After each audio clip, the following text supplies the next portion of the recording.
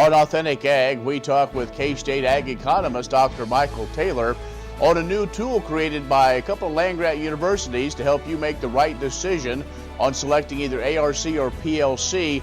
Also features some Kansas corn, Kansas wheat, as well as Kansas Livestock Association markets. Paragon AG Advisors. I'm Ken Rogers. This is Authentic Ag. Brought to you in part by the Kansas Soybean Commission, the Soybean Checkoff, progress powered by Kansas farmers.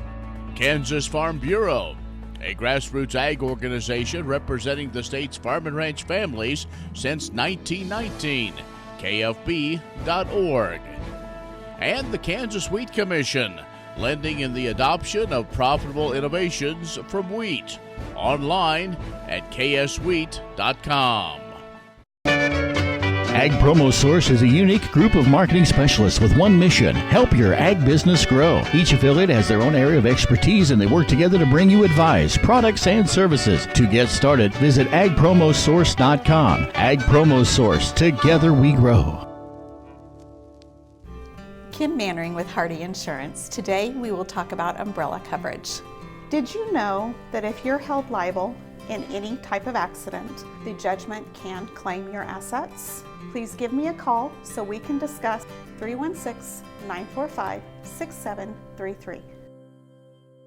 Brought to you in part by the Kansas Livestock Association, supporting members' business interests and meeting consumer demands.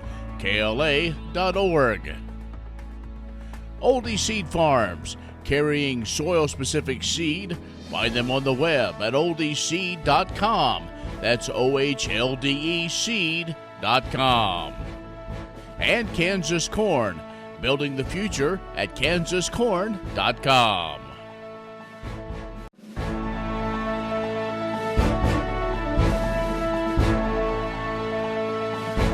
In agricultural news from agview.net, in a report of this year's Kansas wheat crop, preliminary data came in from nearly 14,000 carlot samples from 48 counties, and it showed an average test weight of 61 pounds per bushel this year.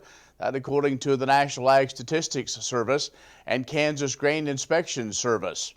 Now, if you want to compare, last year's crop averaged 60.6 pounds a bushel. The protein content averaged 11.5%, down 0.8% from last year and below the 10-year average of 12.2. As imagined, the Northeast District had the highest protein content at 12.2%, followed by North Central District had 12.1% protein. A U.S. banking regulator says more farmers falling behind on loans held by community banks when compared to last year. The Federal Deposit Insurance Corporation says it's watching for more risks in the ag sector. In its quarterly report, the FDIC says that the share of long past due farm loans held by community banks, which are the major agricultural lenders, 1.2% in April through June. Now that's up 13 basis points from the same time a year ago. This ratio captures the share of farm loans that are at least 90 days past due, or those loans which no longer are accruing interest because of doubts of repayment. And the fire at the Tyson Foods plant in Holcomb caused minimal volume losses to the company as it moved production to other plants. Their chief executive, Noah White, said the processing side of the plant wasn't affected by the fire and in fact is still operating. Said wouldn't say the volume loss has been somewhat minimal, but he said there is costs in moving cattle a long distance. They said they can still service their traditional suppliers in the area and have a lot of long-term loyal customers that source from the plant. In a release, they said they've been able to move those orders to a number of the other plants, and they expect the plant to get fully operational in the new year, probably early January. The electrical system, well, that was the hardest part and the hardest hit part of the plant, with most of the downtime due to the rewiring of the plant's electrical system. That is a check of Ag News. We'll have more coming up. Brought to you in part by Kansas Grain Sorghum, growers working together. Learn more at ksgrainsorghum.org. Grass and Grain, online or in the mail, keeping Kansas farmers informed for over 60 years. grassandgrain.com. And agview.net, serving the Beef Belt and Western Corn Belt with reliable and relevant agriculture information. agview.net. Earlier in my life, I rode bucking horses in rodeos, and my shoulders took such a beating, and that was probably the reason for having several previous surgeries on both shoulders. About a year ago, I decided that I didn't want to have another surgery, and so I contacted Kansas Regenerative Medicine, took their treatment process. It was relatively pain-free. Now, after 8 months, my shoulders have healed to the point where I think I'm probably 90 to 95% of normal. It takes a couple of months to start to see results and feel real progress. That continued to increase gradually until now at approximately 8 months. And I'm extremely pleased. I've got full range of motion. I can lift weights, I can throw, I can do a lot of things that I couldn't do without a lot of pain previously. So I'm tickled to death with the results, and I'd recommend this process to anyone. Watch Ag AM in Kansas online at agaminkansas.com.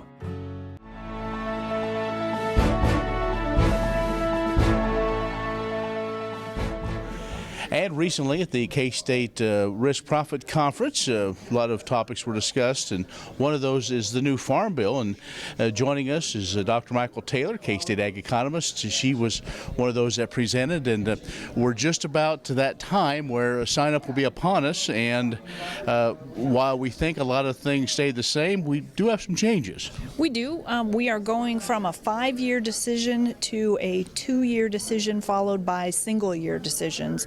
And so this is really going to change the game, I think, for producers in terms of they don't have to try to anticipate what prices and yields are going to do over a 5-year period, which is darn near impossible to do. And instead that they can go from year to year and evaluate the market situations and then decide which program, ARC versus PLC, is better for them. In the current kind of state of the ag economy, with 2019 being one that has had a lot of different scenarios play into it with acres, do you think that would skew things, or simply a matter of and what I guess what I'm getting to is some of the tools that are available to really put your numbers in to see what might work on that operation? Right. It's hard to make generalizations about which program is best depending on your commodity and the county that you're in. So what you really want to do is use the tools that are out there. K-State has a tool, Illinois has a tool, Texas A&M has a tool. Plenty of options for you out there. Put your own numbers in there and your own assumptions, and then you can figure out which scenarios work best for you. One of the questions probably that farmers ask is, did I hear right? I can make that first determination, but then after 2 years I can make that change, so I'm not locked in. I maybe have a little more flexibility than in the past. That is true. We have the flexibility. We are locking in for 2 years, and then it's every year after that. And I think that farmers are going to appreciate having that flexibility, especially if we see a dramatic change in prices over the course of the next couple of years, which we could see. We saw it with the last Farm Bill. It's very possible we'll see it again. What do you see else? Is there something else out there that farmers should be aware of? I mean, the ARC PLC has been probably gathered the most attention.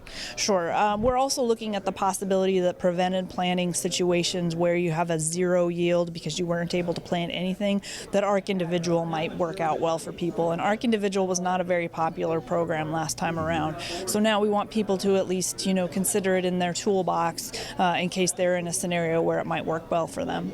And again, some of the best place to find the information is at the K-State Ag Economics website, Ag Info Manager, correct? Yeah, agmanager.info. We want to send people there because that's where we put all of our information, and we're updating it continually, so stay engaged with that website and you'll get the latest information. And again, just days away from sign up, and so with to do it right away, but you have the tools available to put the numbers in on your farm to make that determination. And it's one thing maybe to talk to your neighbor, but if you know your own numbers, that'll help you make a better decision. That helps, yes. All right. Dr. Michael Taylor, a K-State Ag economist, talking about the new Farm Bill and sign up. It's coming up here in the next few days. Stay with us. We'll have more coming up. Next time you see a beautiful field of corn, reach out and thank the farmers who work tirelessly to raise corn for livestock feed, renewable fuels, and exports to feed a growing world population.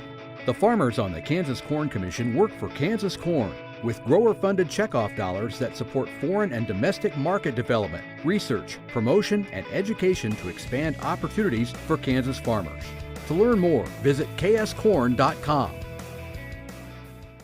In 1821, a trade route was opened from Missouri in the United States across prairies and mountains to Mexico. In 2021, we will mark 200 years of epic conflicts and grand adventures, larger-than-life personalities, and sweeping landscapes. Join us on an historic journey. The Santa Fe Trail lives on.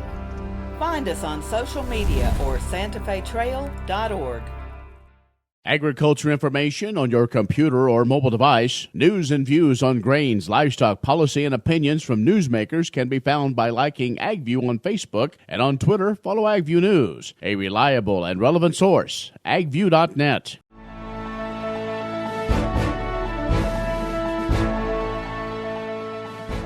And joining us once again, Dr. Michael Taylor, ag economist at K-State, one of the presenters at the annual Risk Profit Conference, took place just a few days ago. And now in this segment, we're going to talk about rental rates, farmland values here in the state of Kansas. The numbers that came out, were they a surprise to you? Well, the USDA numbers had us coming out at a slight increase in farmland values, and that was a bit of a surprise to me. I think between 2018 and 2019, what I've seen around the state is more of a steadiness to a slight decline in some markets. There's just a lot of uncertainty in the land market right now, and so I think that for buyers and sellers both, they're trying to anticipate where we're headed. Are we headed up? Are we headed down? Which should I wait, or should I go ahead and pull the trigger now? And that's adding to a lot of uncertainty in the market. It seems like we've gone from, if you have the money, it's a great investment, still a good investment as land, but with some of the uncertainty with commodity prices, people are maybe taking a second guess and also maybe taking a second stab at, should I expand the operation if that operation comes to be able to rent?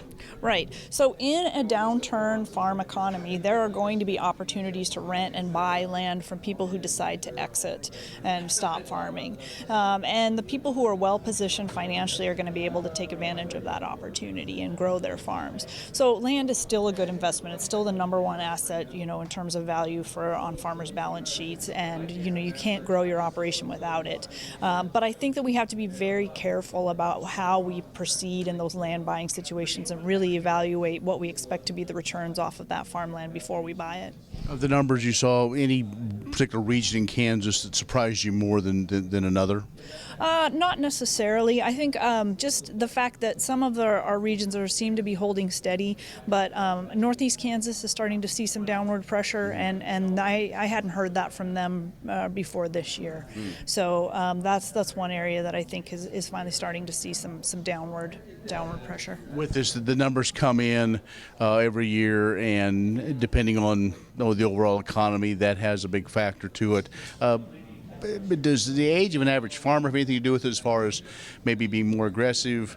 I say that to say we also know there's some challenges with financing opportunities and ag credit. So do you think those factors might play in moving forward, maybe the next report? I don't want to jump too far ahead as we're still digesting these numbers.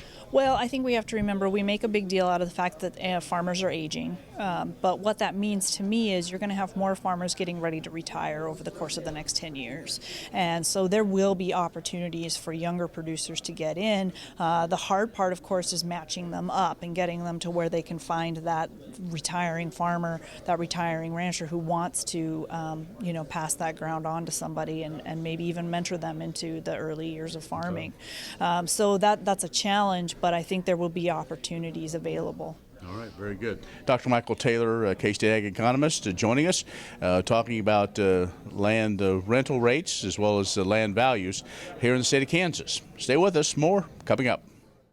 I'm Scott Thellman, and this is Juniper Hill Farms. Even though my parents weren't farmers, they bought this beautiful farm north of Lawrence in 1999. In 2010, I started growing vegetables on this land. Today, Juniper Hill Farms sells produce to wholesalers, grocers, and restaurants, and is focused on growing high-quality food that everyone can afford. Watch my story and the stories of other young Kansas food producers at kansaslivingmagazine.com/meetafarmer. Kim Mannering with Hardy Insurance. Today we will talk about umbrella coverage. Did you know that if your cattle get out, you could be held liable for that? Call me. Let's have a discussion. 316-945-6733.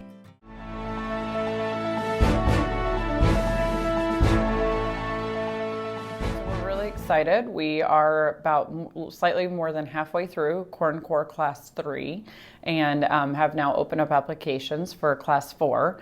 And Corn Core is our young farmer program for any farmer producer in the state that is 21 to 45 and grows corn in Kansas. It's open to both individuals and couples. Out of Class 3, we've actually had more couples participate, and so that's been an interesting difference in our classes, but we open it up as a business development program. So it's really an opportunity for anyone that's interested to learn more about themselves, learn more about their business to help move things forward, and also getting to learn more about what we do with Kansas corn. It's the program itself is 4 sessions. 3 of them are held over the weekends in the winter to help with kind of trying to miss some of the really busy times for farmers. And then the trip in the summer is a week long, 5 days, that we go to a different place around the country with each class. So it gives them an opportunity to see production ag that's not corn production. And each class gets something different out of it. They also, not only what they learn from the sessions, but they get a network of great young farmers that they can learn from, they can go to.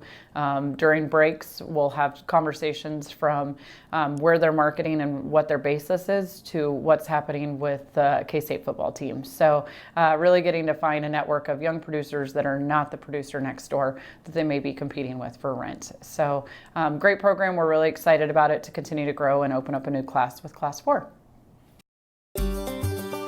Welcome to the Western Kansas Wildlife Travel Center, right here in my hometown of Oakley, Kansas. We're the front door of Western Kansas, located on 3 main highways, I-70, US 83, and US 40. And all those roads lead to history, beautiful scenery, and adventure, no matter which direction you go. We now have an IHOP. That brand that you've trusted up and down the road in all your travels is staffed with local folks, real people just like you and me, and we're waiting on you to join us. So for fun, adventure, fuel up, fuel your body, and let's have some fun.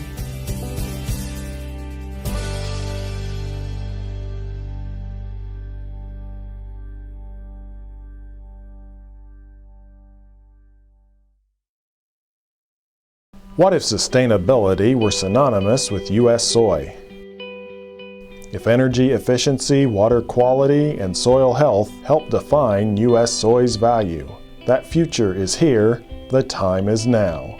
To meet end-user demands, the Soybean Checkoff is committing to sustainability that's achievable, worthwhile, and enduring. A message from the Kansas Soybean Commission, the Soybean Checkoff, progress powered by Kansas farmers. The Kansas Wheat Innovation Center in Manhattan is rediscovering ways to get improved varieties and new genetics in the hands of farmers faster. Grower-led and checkoff-funded research initiatives are bringing about positive change. This grassroots leadership provides a strong voice in Topeka and Washington, D.C. Now is the time to partner with Kansas Wheat in moving wheat forward. Kansas Wheat Commission and Kansas Association of Wheat Growers. Farmers investing in their future and yours. Log on to rediscoverwheat.org.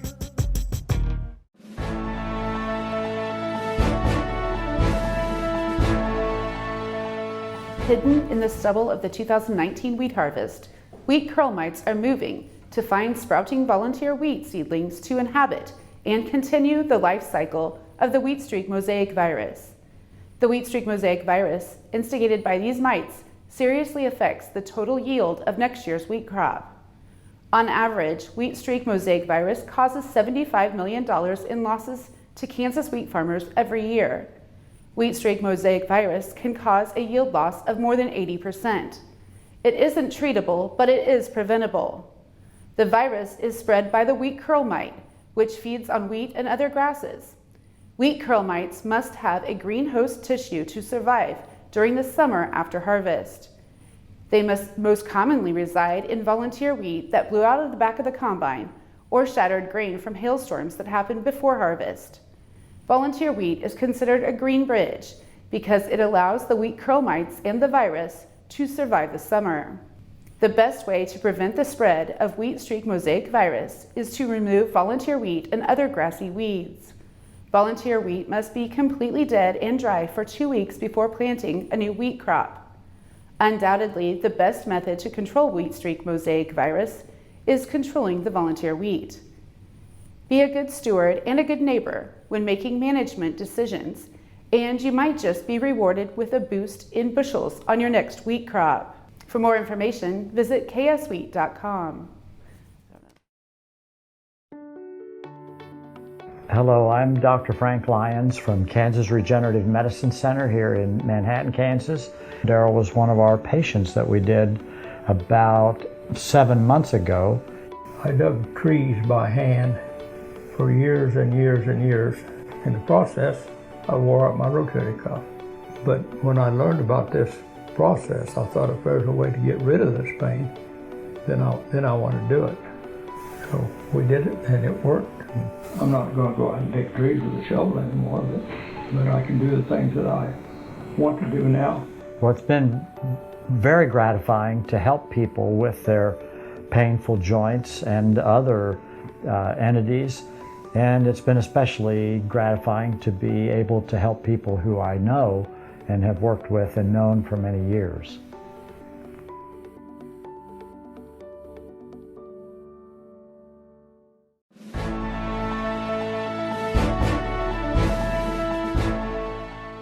Steers owned by G&J Meats Farm and Ranch of Leroy and heifers owned by Arndt Farms of Emporia were the winners of Grand Awards at Flint Hills Beef Fest in Emporia. The awards are based on the best combined finish in the Grass Futurity and Livestocker Show. The G&J Meats entry also won the steer division of the Livestocker Show. Second place was a pen of steers owned by Derbyshire Farms of Hartford, with cattle owned by Anderson Ranch of Alma winning third. Hahn Ranch of Fall River had the champion pen of 3 in the heifer division of the Livestocker Show. Spring Creek Ranch of Cassidy owned the second place pen of heifers, followed by the Grand Award-winning entry from Arndt Farms of Emporia in third. Anderson Ranch of Alma had the champion pen of 3 in the steer division of the Grass Futurity, with the cattle gaining 2.35 pounds per day. The Grand Award-winning steers from G&J Meats won second in the Grass Futurity, gaining 2.22 pounds per day. A pen of steers from Putnam Farm of Emporia finished third with an average daily gain on grass of 2.07 pounds. The heifer Grass Futurity was won by the Grand Award-winning pen from Arndt Farms of Emporia with an average daily gain of 2.64 pounds. Loomis Ranch of Council Grove owned the second place heifers, which gained 2.54 pounds per day.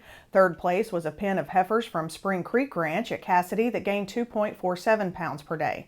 A total of 111 steers and 102 heifers competed in the Beef Fest Grass Futurity and Live Show. Valley Vet Supply is devoted to providing information and professional quality products at reasonable prices.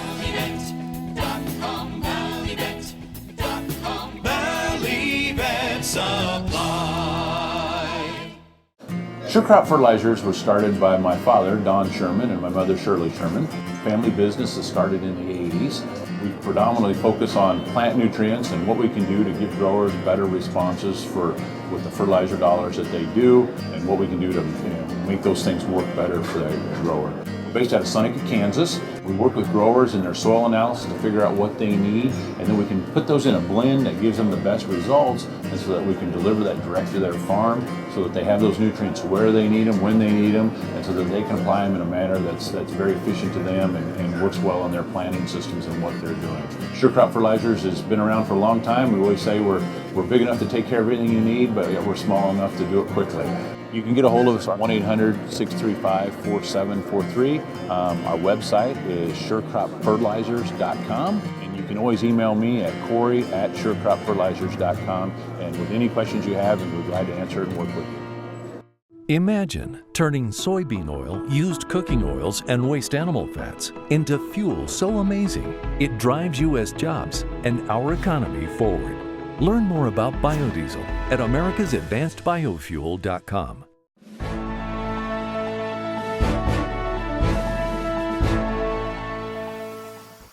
Good morning. Mitch Dewar here with Paragon AG Advisors. It has been a wild and interesting ride for the ag sector this summer. We started off with poor weather conditions that led to late planting, driving the corn market to 5-year highs with hopes of more. After June's USDA planted acreage report, the market was shocked. This was the first time the market questioned if maybe more acres were planted than originally thought. The market recovered from those losses but started to trade lower the end of July heading into USDA's August report, which also contained the resurvey information for the planted acres.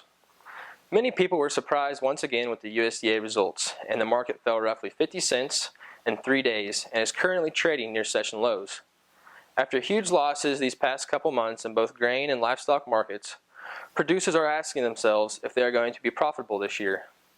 With the delayed maturity of this year's crop, potential production still carries a degree of unknown. What we do know is that corn is over $1 under the summer high. Some producers were able to take advantage of this summer rally through a combination of marketing tools and the appropriate mindset. However, several producers missed out on this summer rally. There are legitimate reasons that led to these decisions in every case, but it does not change the results.